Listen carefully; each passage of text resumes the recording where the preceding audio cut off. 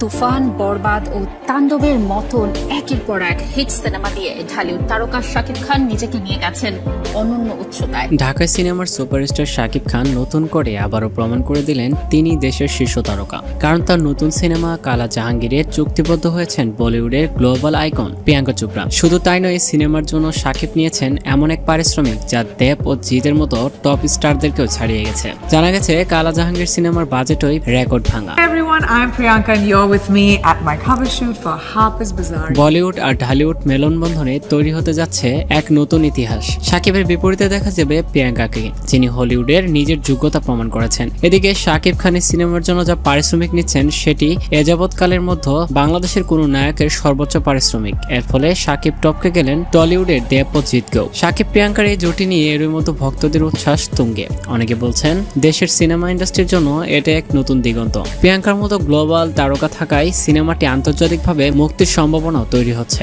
তবে কি এবার কালা জাহাঙ্গীর সব রেকর্ড ভেঙে ফেলবে? আপনারা কি ভাবছেন শাকিব ও প্রিয়াঙ্কার জুটির কেমিস্ট্রি নিয়ে?